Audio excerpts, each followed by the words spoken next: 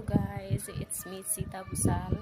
म चाहिँ काठमाडौँबाट हो होइन। म भर्खरै हाल कतारबाट आएको सफारी मलमा काम गरेर म तपाईँहरूलाई के भन्न चाहन्छु भने जो कोही पनि नेपालीहरू प्लिज त्यहाँ सफारी मल भन्ने कम्पनीमा कोही पनि नजानु होला। यो यस्तो घटिया कम्पनी हो, यस्तो नराम्रो छ त्यहाँको म्यानेजमेन्ट है।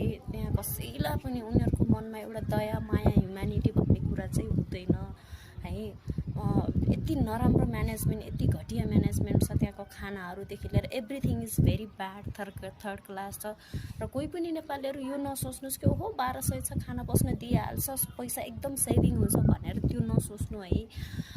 त्यहाँ गइसकेपछि यति मेन्टल फ्रस्ट्रेसन, टर्चर, प्रेसर हुन्छ र कमाइभन्दा खर्च धेरै हुन्छ। र कोही पनि प्लिज नजानु होला, त्यहाँ एकदमै पछुताउनुहुन्छ तपाईँहरू। एकदमै गाह्रो छ, एकदमै दुःख पाइन्छ। प्लिज बुझेर मात्रै गर्नु। गाइज, म सीता भुसाल है। म यहाँ काठमाडौँ थानकोट गुर्जोद्वारा माता तीर्थमा बस्छु।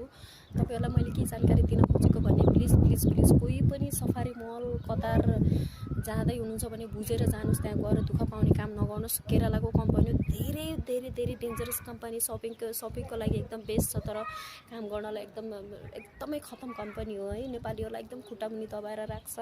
खाना दियो, बस्न दियो, ओहो मेरो स्यालेरी चोखो बच्छ भनेर त्यो नसोच्नु होला है। मैले I have studied all about the management of peoples and rules regulation everything, but I don't like there. म यति बिमारी भएँ म भन्न पनि सक्दिनँ है। डिप्रेसन, मेन्टली डिप्रेसनले गर्दाखेरि म कहिले त्यो नभएको मान्छे, म त्यहीँ गएर एकदम बिमारी भएँ है, रोगको शिकार भएँ। त्यहाँ गएर पछुताउने काम नगर्नु होला, बुझेर जानु होला। त्यत्रो पैसा तिरेर जानुभन्दा अरू कम्पनीमा जानुहोस्, that is the best idea. And I would like to suggest you please don't go there. भुलेर पनि कोही पनि नजानु। द्याट्स